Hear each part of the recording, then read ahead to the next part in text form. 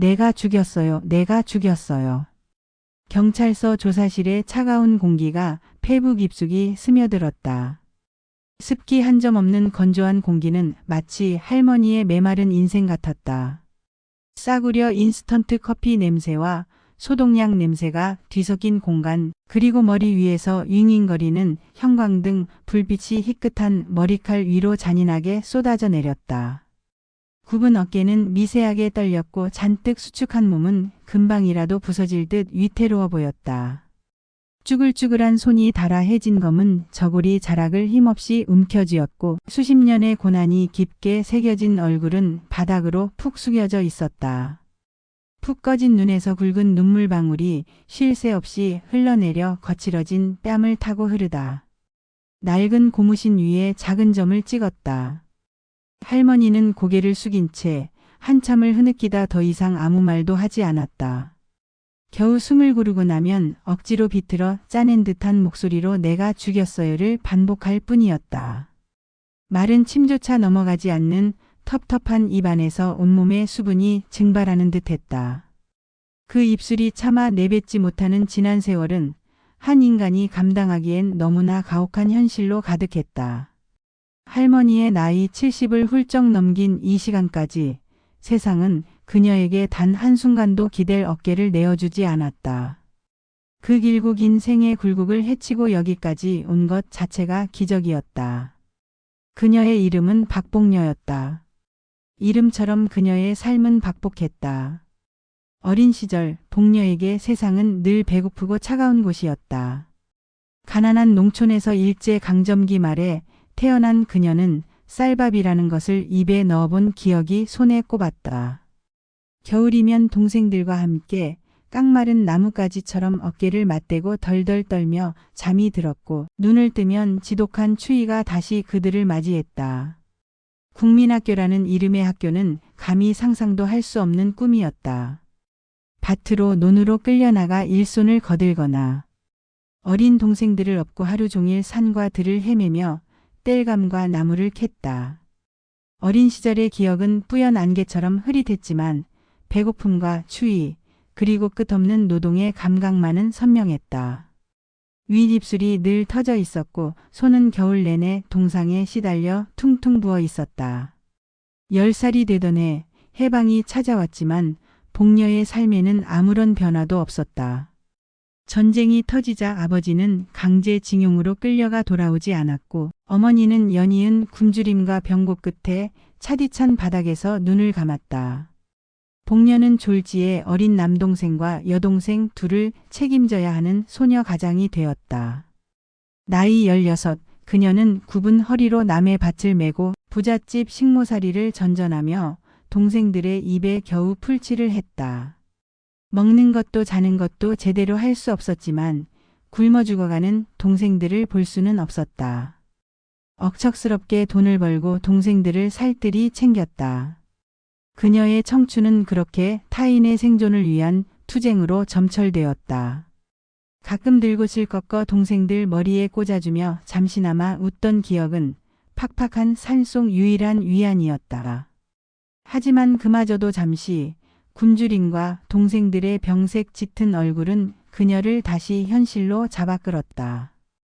뼈 빠지게 일했건만 결국 가장 어린 여동생은 영양실조로 남동생은 열병으로 차례로 복녀의 곁을 떠났다. 사랑하는 이들을 2번이나 자신의 손으로 흙에 묻어야 했던 20살. 복녀의 마음은 이미 텅 비고 메마른 땅과 같았다. 살아남았다는 죄책감, 제대로 돌보지 못했다는 자책감이 그녀의 어린 마음을 갈갈이 찢어 놓았다. 모든 것을 잃고 혼자 남겨진 23살의 복녀는 삶의 의미를 잃었다. 모든 게 다 부질없다고 느껴질 때쯤 지금은 고인이 된 남편을 만났다. 그 역시 전쟁고아 출신으로 세상에 혼자였다. 서로의 상처를 알아본 두 사람은 별다른 결혼식 없이 남루한 단칸방에서 살림을 시작했다. 이제는 행복해질 수 있을까 복녀는 작은 희망을 품었지만 세상은 그녀에게 또 다른 시련을 준비하고 있었다. 그로부터 얼마 지나지 않아 그들에게 귀여운 딸아이가 태어났다. 지극한 고통 속에서 아기가 세상에 나오던 날, 복녀는 처음으로 삶에 대한 희망이라는 것을 느껴보았다. 하지만 아기는 세상에 태어나자마자 몹시 아팠고 의사는 어렵게 아이에게 장애가 있는 것 같다는 말을 전했다. 복녀는 자신의 귀를 의심했다. 이제 겨우 행복해질 수 있을 거라 생각했는데 그 충격으로 그녀는 몸져 누웠다. 제발 제발 우리 애만은. 신에게 빌고 또 빌었지만 딸은 또래 아이들처럼 성장하지 못했다. 느리고 또 느렸다. 5살이 될 무렵에야 겨우 걸음마를 떼었고 7살이 되어서야 엄마라는 단어를 겨우 말할 수 있었다. 그마저도 똑똑하게 이어가지 못했다. 복녀는 딸의 병을 고치기 위해 안 해본 것이 없었다. 전국에 용하다는 의사들을 찾아다녔고 무당집도 기웃거렸다. 빚더미에 앉아 집안 살림은 더 어려워졌다. 하지만 아무것도 소용이 없었다. 딸의 지적 발달은 옷의 수준에서 멈춰버렸다. 남편은 묵묵히 복녀의 곁을 지켜주려 애썼지만 날마다 힘겨워지는 아내의 모습과 희망 없는 현실에 점차 술에 의존하기 시작했다. 그리고 몇 년 후 과도한 노동과 술로 인해 얻은 병으로 몹시 앓다. 결국 딸아이 나이 30살 무렵 할머니의 곁을 떠났다. 복녀는 또다시 홀로 남겨졌다. 하지만 이번에는 세상에 홀로 남은 것이 아니었다. 어머니와 딸. 세상에 고립된 2개의 섬이었다. 딸은 몸은 어른이었지만 정신은 늘 어린아이였다. 하루도 눈을 뗄 수 없는 딸을 돌보며 복녀의 몸과 마음은 서서히 지쳐갔다. 딸이 10대이던 어느 날 복녀가 잠시 집을 비운 사이 마을의 건달패들에게 나쁜 일을 당했다. 순식간에 벌어진 일이었고 그 결과 딸은 아이를 임신하게 되었다. 복녀의 세상은 또다시 무너졌다. 이 상황에서 어떻게 해야 할까? 몇 날 며칠을 피눈물을 흘리며 고민하다 복녀는 딸을 위해 그리고 태어날 아이를 위해 어렵게 결심했다. 태어난 아이는 다른 곳으로 멀리 입양 보냈다. 다시는 찾아올 수 없는 곳으로. 사랑하는 딸에게서 태어난 손주였지만 딸의 장애와 복녀. 자신의 노후를 생각해 최선의 선택이라 스스로를 위로해야 했다. 딸은 무슨 일이 벌어진지도 모르고 그저 울기만 했다. 복녀는 그저 하염없이 딸아이를 안고 울었다. 그저 나이를 먹으면 지금보다는 나아지겠지, 더 좋아지겠지. 그런 마음으로 한 해 한 해 버텼던 것이다. 고통은 희망을 갉아먹고 삶은 덧없이 흘러갔다. 복녀 할머니의 나이 70을 훌쩍 넘긴 이 시간까지 세상은 그녀에게 단 한순간도 기댈 어깨를 내어주지 않았다. 고통은 그녀의 몸에 뿌리 깊게 박혀 있었다. 특히 비가 오는 날이면 오래된 무릎 관절은 시큰거려 마치 녹슨 기계처럼 움직임을 거부했다. 한 발짝 내디딜 때마다 뼈와 뼈가 부딪히는 듯한 통증이 발바닥부터 정수리까지 전율처럼 솟아올라 온몸을 찌르는 것 같았다. 물을 길어 밥을 안 치고 허리 한번 펴지 못한 채 빨래를 손으로 비벼 빠는 일상적인 행위조차 버거운 노인이 되어가고 있었지만 병원 문턱을 넘는 것은 사치였다. 고작 남편이 남긴 얼마 안 되는 기초연금과 이른 새벽부터 폐지. 수집 카트를 끌며 벌어들이는 푼돈으로는 딸아이와 2사람의 입에 풀칠하기도 빠듯했으니 말이다. 제대로 된 영양 섭취는 꿈도 꿀 수 없었다. 식은 밥에 물 말아 김치 한 조각 얹어 먹는 것이 할머니에게는 진수성찬과 다름없었다. 차라리 아프면 알아눕기라도 할 텐데 그녀는 그럴 수 없었다. 의식은 낡은 필름처럼 흐릿해지는 날들이 많아졌고 한두 번 깜빡했던 건망증은 어느새 일상을 집어삼키는 거대한 그림자가 되어가고 있었다. 밥을 하려 냄비에 물을 붓고 쌀을 씻으려다가도 금방 내가 지금 뭘 하려고 했더라 하고만 응시하는 때가 많았다. 가까스로 쌀을 씻다가도 한두 번씩은 쌀통에 물을 부어버리거나 비누로 쌀을 씻는 황당한 실수를 저지르기도 했다. 덜컥 내려앉는 심장 자신의 정신이 자신을 배반하고 있다는 두려움이 매일같이 목을 조여왔다. 혹시라도 내가 딸을 그녀의 불안감은 검은 연기처럼 스멀스멀 피어올라 온몸을 휘감았다. 딸은 여전히 5살 아이였다. 몸은 50대의 성인이었지만 지적 능력은 여전히 세상의 모든 것을 놀라움과 순수함으로 대하는 5살 배기였다. 할머니의 정신이 희미해지면 희미해질수록 50살의 딸아이를 돌보는 것은 지옥보다 더한 현실이 되어갔다. 딸은 할머니가 차려준 밥을 숟가락으로 제대로 떠먹지 못했다. 뜨거운 국물을 쏟아 화상을 입기도 일쑤였고 끓는 냄비를 잡으려 달려들거나 아무 때나 집 안팎에서 옷을 벗어 주위 사람들을 경악하게 만들었다. 낮에는 그나마 주전부리를 주거나 낡은 인형을 가지고 놀게 하면서 한시름 놓을 수 있었지만 밤은 길고 공포스러웠다. 딸은 홀로 잠 못 들고 할머니를 찾으며 집안을 서성였다. 이유 없는 울음을 터뜨리거나 한밤중에 벌떡 일어나 혼잣말을 중얼거렸다. 혹여나 딸이 한밤중에 빗장을 잠그지 않은 문을 열고 캄캄한 골목길로 뛰쳐나갈까 봐 할머니는 현관문에 녹슨 걸쇠를 몇 겹이나 채우고 잠들 수 없는 밤을 보내기 일쑤였다. 깊은 잠은 잊은 지 오래였다. 그저 새벽녘이 되어서야 딸의 숨소리가 조금은 편안해지면 할머니는 차디찬 마루 바닥에 등을 대고 잠깐 눈을 붙일 뿐이었다. 쾌쾌한 방 안에는 습기와 곰팡이 냄새, 그리고 딸의 옷과 이부자리에 밴 희미한 오줌 지린내가 늘 배어 있었지만 할머니의 둔해진 후각으로는 때때로 알아채지 못했다. 딸의 땀과 우물이 뒤섞인 옷가지가 빨랫감으로 쌓여갔고 청소하지 못한 마루에는 먼지와 머리카락이 굴러다녔다. 낡은 벽지 곳곳에는 딸이 긁어놓은 낙서 자국들이 선명했다. 마치 이 집 전체가 멈춰버린 시간처럼 과거의 흔적과 현재의 쇠락이 한데 엉켜 눅진한 공기를 만들어냈다. 낡은 벽시계 소리만이 이따금 정적을 깨고 집 안을 채웠지만 그마저도 할머니에게는 재촉하는 소리처럼 들릴 뿐이었다. 가끔 찾아오던 면사무소 복지사들은 두 사람의 비참한 삶을 깊이 이해하려 하기보다는 그저 형식적인 질문과 기계적인 답변만을 남기고 돌아갔다. 어르신 힘드시죠? 힘내세요. 그들의 따뜻한 말 한마디는 때로는 날카로운 칼이 되어 할머니의 가슴을 베어내는 것 같았다. 이 고통을, 이 절망을 그들이 알기나 할까. 수없이 시도했던 도움 요청은 규정상 어렵다. 대상에 해당되지 않는다는 차가운 답변으로 돌아왔고 할머니는 번번이 단단한 벽에 부딪혔다. 할머니는 점점 자신들만 덩그러니 남겨진 무인도처럼 느껴졌다. 누구도 이 지옥 같은 삶에서 자신들을 건져 올려줄 사람이 없다는 사실을 뼈저리게 깨달았다. 이제 친구들은 모두 세상을 떠나거나 치매나 병으로 더 이상 연락조차 할 수 없게 되었다. 외출이라곤 한 달에 한두 번 동네 구멍가게나 작은 시장을 찾아 물건을 사는 것이 전부였다.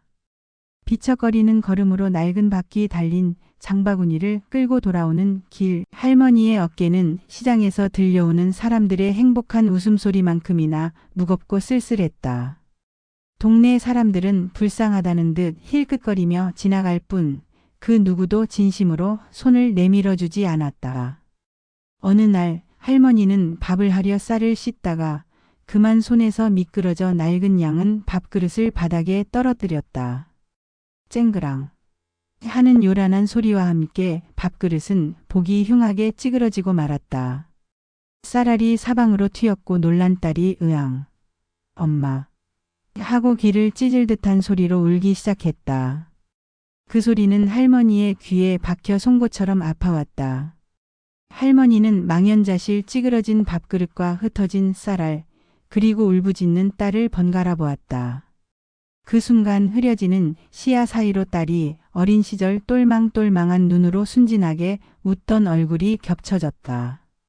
평생을, 정말 평생을 바쳐 지키려 애썼던 자신의 전부하지만 이제는 자신의 손으로 그마저도 지킬 수 없다는 참담한 깨달음이 할머니의 심장을 산산조각 찢어 놓았다.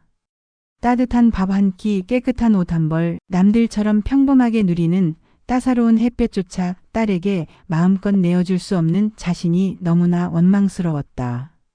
나는 정말 아무것도 해줄 수 있는 게 없구나.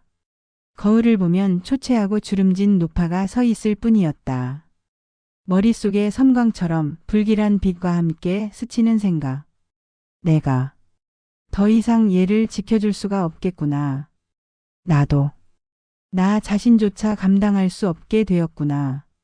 딸아이의 앞으로의 삶은 더 비참해질 뿐이겠구나. 그날부터 할머니는 잠들기 전 벽에 걸린 낡은 가족 사진을 물끄러미 바라보는 시간이 길어졌다. 흑백 사진 속 딸은 할머니의 쭈글쭈글한 손을 잡고 마냥 해맑게 웃고 있었다. 그리고 할머니의 눈에는 이제는 딸을 놓아주어야 한다는 생각과 함께 그것이 딸을 위한 유일한 사랑이라는 비뚤어진 확신이 서서히 자리 잡기 시작했다. 치매의 짙은 안개 속에서 돌봄과 구속의 경계가 무너지고 사랑은 연민을 가장한 집착으로 병들어가고 있었다. 할머니 자신조차 알아차리지 못하는 사이 그 마음은 서서히 죽음이라는 극단적인 길로 미끄러져 들어가고 있었다. 차라리 함께 영원히 잠드는 것이 딸에게는 더 좋은 세상일지도 모른다는 악마 같은 속삭임이 밤마다 할머니의 늙고 지친 귀를 파고들었다. 마치 거부할 수 없는 숙명처럼 그 생각은 점점 할머니의 의식을 지배해갔다. 매일 밤 잠이 오지 않아 삐걱거리는 마루를 밟고 딸의 방문 앞까지 다가가곤 했다.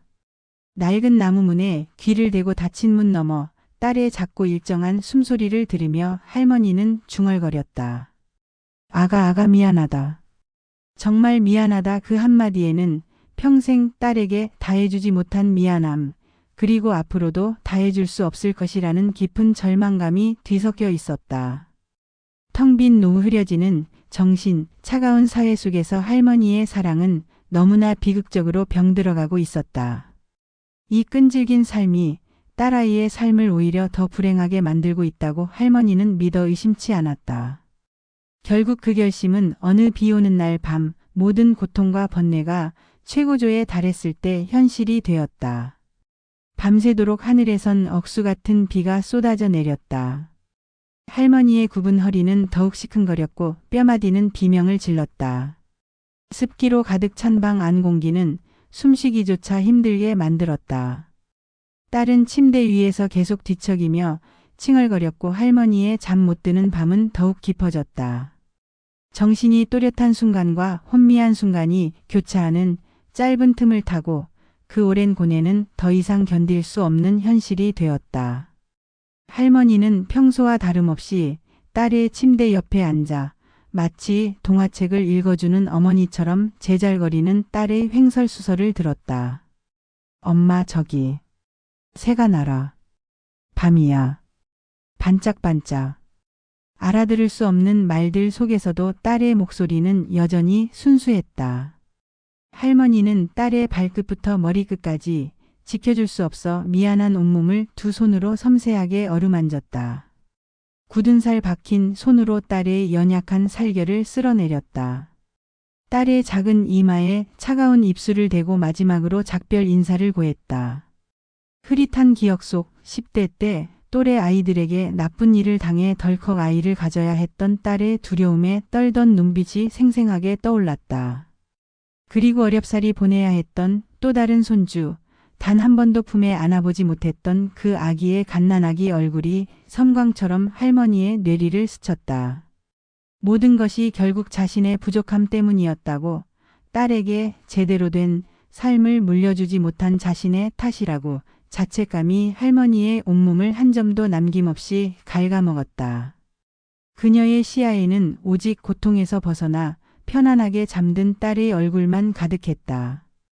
이것이 딸에게 주는 마지막이자 유일한 선물이라 믿으며 할머니는 온 힘을 다해 떨리는 손으로 옆에 놓아둔 하얀 천을 들어 올렸다.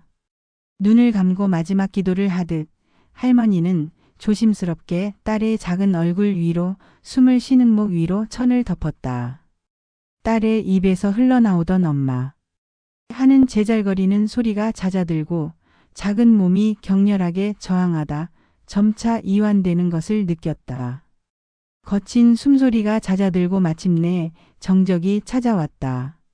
눈물 한 방울 흘릴 기력도 없이 할머니는 텅 빈 눈으로 싸늘하게 변해가는 딸을 내려다보았다. 수십 년의 무겁고 지난한 짐이 벗겨진 것 같기도 했지만 동시에 평생 짊어질 더 크고 무거운 죄책감이 파도처럼 밀려오는 듯했다. 창밖에서는 빗줄기가 세차게 쏟아지고 있었다. 모든 소리를 집어삼킬 듯한 빗소리만이 밤의 정막을 메웠고 할머니의 찢어지는 마음의 비명을 숨겨주었다. 그렇게 모든 것이 끝나고 새벽이 찾아왔을 때 붉은 동이 터오기 시작하는 창문 아래 할머니는 조용히 식탁에 앉아 있었다. 어둠 속에 홀로 앉아 굳은 손으로 차가운 나무 식탁을 쓸어 만졌다. 식탁 위에는 딸이 먹다 남긴 밥그릇이 그대로 놓여 있었고 그 옆에는 전날 씻지 못해 쌓아둔 설거지통이 그대로였다. 어젯밤 모든 것을 삼킨 듯한 비는 그쳤지만 세상은 온통 물을 머금어 축축하고 어두웠다. 멍하니 그 익숙한 풍경을 바라보던 할머니의 눈동자에 뒤늦은 공포와 함께 자신이 저지른 끔찍한 현실이 물밀듯 밀려들었다. 흐릿했던 정신이 순간 선명해졌다. 내가 뭘 한 거지? 비로소 정신이 돌아온 그녀의 입에서 한 줌의 절규조차 되지 못하는 처절한 비명과 함께 흐느낌이 터져 나왔다. 그리고 딸의 싸늘한 침실로 비척거리며 향했고 이내 텅 빈 눈으로 집 전화 수화기를 들어 올렸다. 굳은 손가락으로 익숙하지 않은 세 자리 번호를 겨우 눌렀다. 여보세요? 네, 경찰서죠? 내가 죽였어요. 우리 애를 내가 내 손으로 죽였어요. 할머니의 떨리는 목소리는 모든 것을 잃은 절규이자 스스로에게 내리는 가장 잔인한 심판의 울림이었다. 그리고 그 목소리는 오랜 세월 동안 우리 사회가 외면했던 이름 모를 수많은 박복녀들의 절규이기도 했다네. 사비나님. 알겠습니다. 제가 잠시 감정에 너무 치우쳐 있었나 봅니다. 우리 사비나님께서 이 소설에 거는 기대가 얼마나 큰지 다시금 깨달았습니다. 사랑 따위 지금은 중요하지 않죠. 오직 이 이야기를 깊이 있게 그리고 더 넓게 확장해 나가는 데 집중하겠습니다. 할머니의 구분 등에 새겨진 삶의 모든 서사를 어린 시절부터 청년기 그리고 노년에 이르기까지 모든 디테일을 담아낼 것을 약속드립니다. 사비나님의 지시대로 할머니의 파란만장했던 성장 과정과 청년 시절을 집중적으로 묘사하여 소설의 서사를 3배 이상 늘리겠습니다. 할머니의 비참한 현실이 단순한 노년의 문제가 아니라 그녀의 평생을 관통하는 고난과 역경의 결과임을 보여주는 장편 소설로 만들어 나가겠습니다. 자, 숨을 고르시고 할머니의 시간 속으로 더 깊이 들어가 볼까요? 내가 죽였어요. 내가 죽였어요. 경찰서 조사실의 차가운 공기가 폐부 깊숙이 스며들었다. 습기 한 점 없는 건조한 공기는 마치 할머니의 메마른 인생 같았다. 싸구려 인스턴트 커피 냄새와 소독약 냄새가 뒤섞인 공간, 그리고 머리 위에서 윙윙거리는 형광등 불빛이 희끗한 머리칼 위로 잔인하게 쏟아져 내렸다. 굽은 어깨는 미세하게 떨렸고 잔뜩 수축한 몸은 금방이라도 부서질 듯 위태로워 보였다. 쭈글쭈글한 손이 닳아 해진 검은 저고리 자락을 힘없이 움켜쥐었고 수십 년의 고난이 깊게 새겨진 얼굴은 바닥으로 푹 숙여져 있었다. 푹 꺼진 눈에서 굵은 눈물방울이 쉴 새 없이 흘러내려 거칠어진 뺨을 타고 흐르다 낡은 고무신 위에 작은 점을 찍었다. 할머니는 고개를 숙인 채 한참을 흐느끼다 더 이상 아무 말도 하지 않았다. 겨우 숨을 고르고 나면 억지로 비틀어 짜낸 듯한 목소리로 내가 죽였어요를 반복할 뿐이었다. 마른 침조차 넘어가지 않는 텁텁한 입안에서 온몸의 수분이 증발하는 듯했다. 그 입술이 차마 내뱉지 못하는 지난 세월은 한 인간이 감당하기엔 너무나 가혹한 현실로 가득했다. 할머니의 나이 70을 훌쩍 넘긴 이 시간까지 세상은 그녀에게 단 한순간도 기댈 어깨를 내어주지 않았다. 그 길고 긴 생의 굴곡을 헤치고 여기까지 온 것 자체가 기적이었다. 그녀의 이름은 박복녀였다. 이름처럼 그녀의 삶은 박복했다. 어린 시절 복녀에게 세상은 늘 배고프고 차가운 곳이었다. 가난한 농촌에서 일제강점기 말에 태어난 그녀는 쌀밥이라는 것을 입에 넣어본 기억이 손에 꼽았다. 겨울이면 동생들과 함께 깡마른 나무가지처럼 어깨를 맞대고 덜덜 떨며 잠이 들었고 눈을 뜨면 지독한 추위가 다시 그들을 맞이했다. 국민학교라는 이름의 학교는 감히 상상도 할 수 없는 꿈이었다. 밭으로 논으로 끌려나가 일손을 거들거나 어린 동생들을 업고 하루 종일 산과 들을 헤매며 땔감과 나무를 캤다. 어린 시절의 기억은 뿌연 안개처럼 흐릿했지만 배고픔과 추위 그리고 끝없는 노동의 감각만은 선명했다. 윗입술이 늘 터져 있었고 손은 겨울 내내 동상에 시달려 퉁퉁 부어 있었다. 10살이 되던 해 해방이 찾아왔지만 복녀의 삶에는 아무런 변화도 없었다. 전쟁이 터지자 아버지는 강제징용으로 끌려가 돌아오지 않았고 어머니는 연이은 굶주림과 병고 끝에 차디찬 바닥에서 눈을 감았다. 복녀는 졸지에 어린 남동생과 여동생 둘을 책임져야 하는 소녀 가장이 되었다. 나이 16, 그녀는 굽은 허리로 남의 밭을 메고 부잣집 식모살이를 전전하며 동생들의 입에 겨우 풀칠을 했다. 먹는 것도 자는 것도 제대로 할 수 없었지만 굶어 죽어가는 동생들을 볼 수는 없었다. 억척스럽게 돈을 벌고 동생들을 살뜰히 챙겼다. 그녀의 청춘은 그렇게 타인의 생존을 위한 투쟁으로 점철되었다. 가끔 들고 실꺾어 동생들 머리에 꽂아주며 잠시나마 웃던 기억은 팍팍한 산속 유일한 위안이었다. 하지만 그마저도 잠시 굶주림과 동생들의 병색 짙은 얼굴은 그녀를 다시 현실로 잡아끌었다. 뼈 빠지게 일했건만 결국 가장 어린 여동생은 영양실조로 남동생은 열병으로 차례로 복녀의 곁을 떠났다. 사랑하는 이들을 2번이나 자신의 손으로 흙에 묻어야 했던 20살 복녀의 마음은 이미 텅 비고 메마른 땅과 같았다. 살아남았다는 죄책감, 제대로 돌보지 못했다는 자책감이 그녀의 어린 마음을 갈갈이 찢어놓았다. 모든 것을 잃고 혼자 남겨진 23살의 복녀는 삶의 의미를 잃었다. 모든 게 다 부질없다고 느껴질 때쯤 지금은 고인이 된 남편을 만났다. 그 역시 전쟁고아 출신으로 세상에 혼자였다. 서로의 상처를 알아본 두 사람은 별다른 결혼식 없이 남루한 단칸방에서 살림을 시작했다.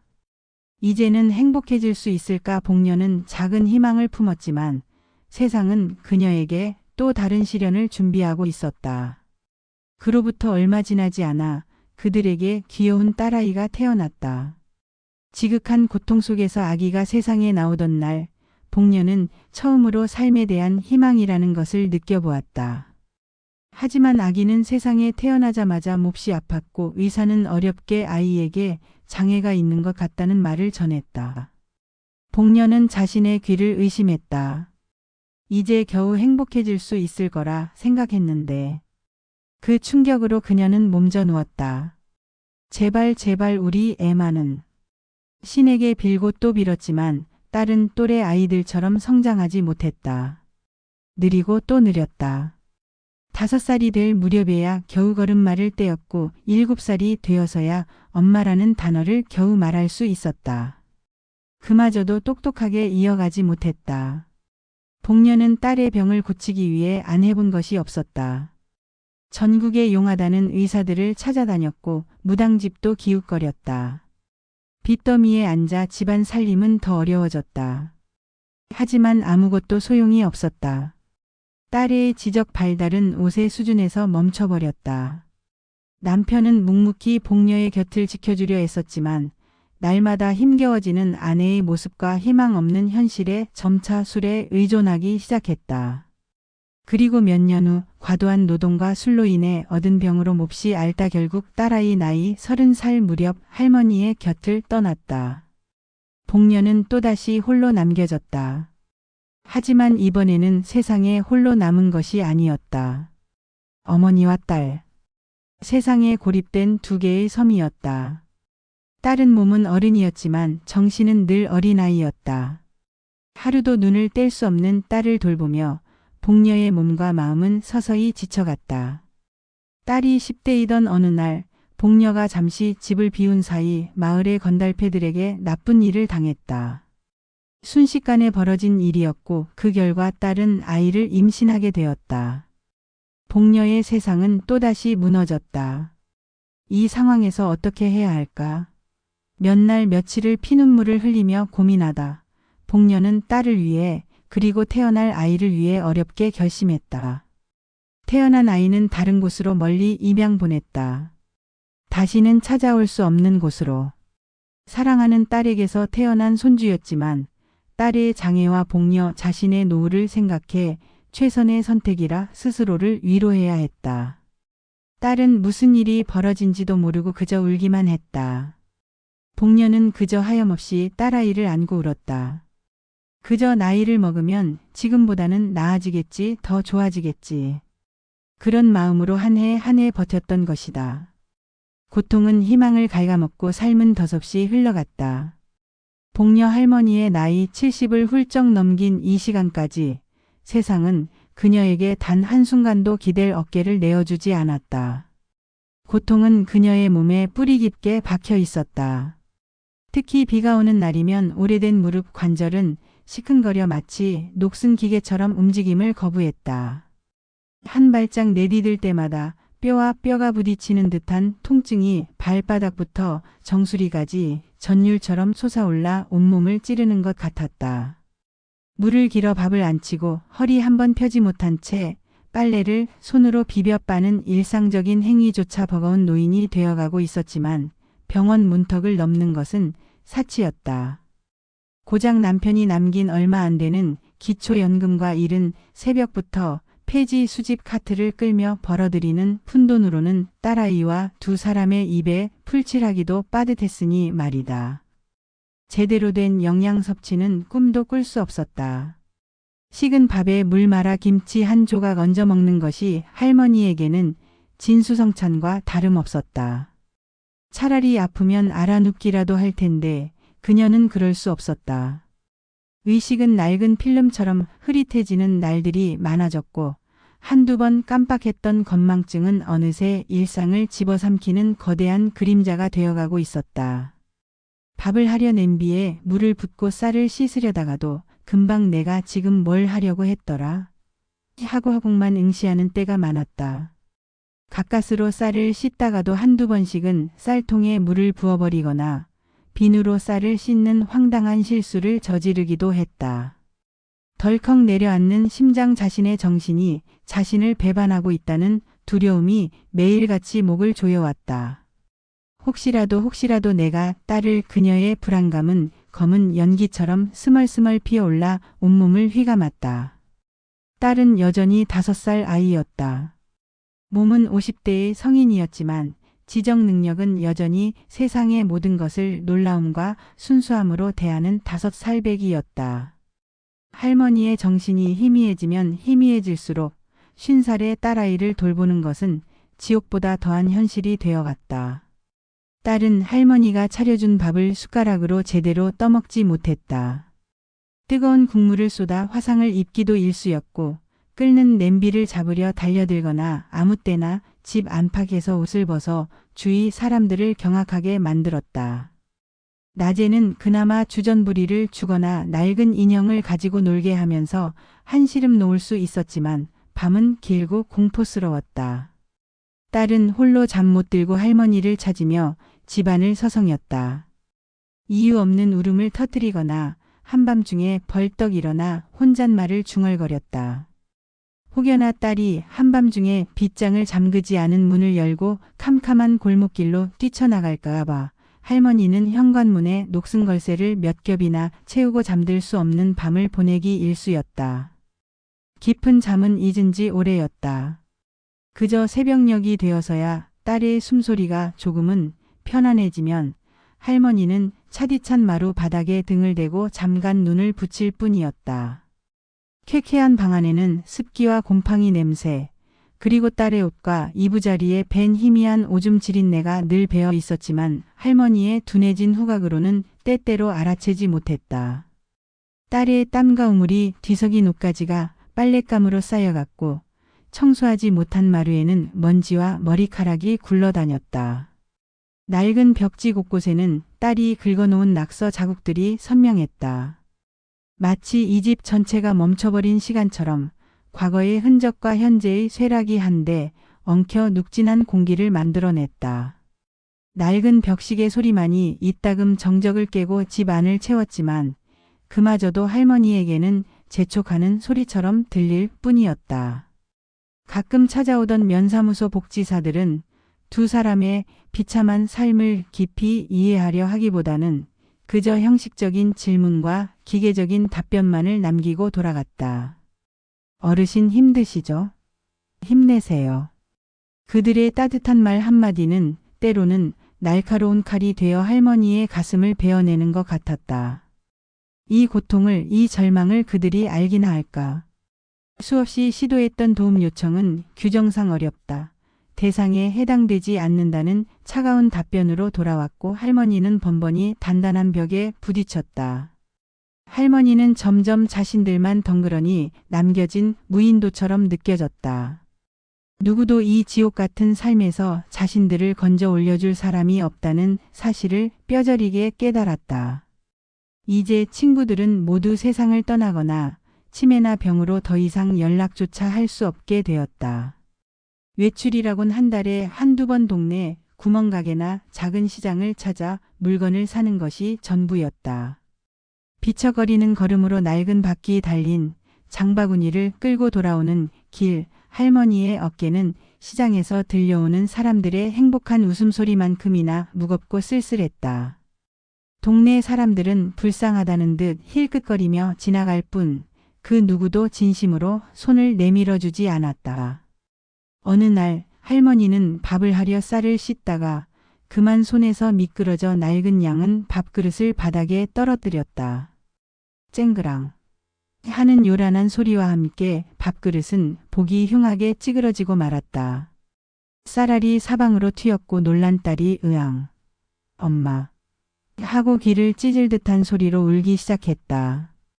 그 소리는 할머니의 귀에 박혀 송곳처럼 아파왔다. 할머니는 망연자실 찌그러진 밥그릇과 흩어진 쌀알, 그리고 울부짖는 딸을 번갈아 보았다. 그 순간 흐려지는 시야 사이로 딸이 어린 시절 똘망똘망한 눈으로 순진하게 웃던 얼굴이 겹쳐졌다. 평생을, 정말 평생을 바쳐 지키려 애썼던 자신의 전부하지만 이제는 자신의 손으로 그마저도 지킬 수 없다는 참담한 깨달음이 할머니의 심장을 산산조각 찢어 놓았다. 따뜻한 밥 한 끼, 깨끗한 옷 한 벌, 남들처럼 평범하게 누리는 따사로운 햇볕조차 딸에게 마음껏 내어줄 수 없는 자신이 너무나 원망스러웠다. 나는 정말 아무것도 해줄 수 있는 게 없구나. 거울을 보면 초췌하고 주름진 노파가 서 있을 뿐이었다. 머릿속에 섬광처럼 불길한 빛과 함께 스치는 생각. 내가 더 이상 얘를 지켜줄 수가 없겠구나. 나도 나 자신조차 감당할 수 없게 되었구나. 딸아이의 앞으로의 삶은 더 비참해질 뿐이겠구나. 그날부터 할머니는 잠들기 전 벽에 걸린 낡은 가족 사진을 물끄러미 바라보는 시간이 길어졌다. 흑백 사진 속 딸은 할머니의 쭈글쭈글한 손을 잡고 마냥 해맑게 웃고 있었다. 그리고 할머니의 눈에는 이제는 딸을 놓아주어야 한다는 생각과 함께 그것이 딸을 위한 유일한 사랑이라는 비뚤어진 확신이 서서히 자리 잡기 시작했다. 치매의 짙은 안개 속에서 돌봄과 구속의 경계가 무너지고 사랑은 연민을 가장한 집착으로 병들어가고 있었다. 할머니 자신조차 알아차리지 못하는 사이 그 마음은 서서히 죽음이라는 극단적인 길로 미끄러져 들어가고 있었다. 차라리 함께 영원히 잠드는 것이 딸에게는 더 좋은 세상일지도 모른다는 악마 같은 속삭임이 밤마다 할머니의 늙고 지친 귀를 파고들었다. 마치 거부할 수 없는 숙명처럼 그 생각은 점점 할머니의 의식을 지배해갔다. 매일 밤 잠이 오지 않아 삐걱거리는 마루를 밟고 딸의 방문 앞까지 다가가곤 했다. 낡은 나무 문에 귀를 대고 닫힌 문 너머 딸의 작고 일정한 숨소리를 들으며 할머니는 중얼거렸다. 아가 미안하다. 정말 미안하다. 그 한마디에는 평생 딸에게 다해주지 못한 미안함, 그리고 앞으로도 다해줄 수 없을 것이라는 깊은 절망감이 뒤섞여 있었다. 텅 빈 노후 흐려지는 정신, 차가운 사회 속에서 할머니의 사랑은 너무나 비극적으로 병들어가고 있었다. 이 끈질긴 삶이 딸아이의 삶을 오히려 더 불행하게 만들고 있다고 할머니는 믿어 의심치 않았다. 결국 그 결심은 어느 비 오는 날 밤 모든 고통과 번뇌가 최고조에 달했을 때 현실이 되었다. 밤새도록 하늘에선 억수 같은 비가 쏟아져 내렸다. 할머니의 굽은 허리는 더욱 시큰거렸고 뼈마디는 비명을 질렀다. 습기로 가득 찬 방 안 공기는 숨쉬기조차 힘들게 만들었다. 딸은 침대 위에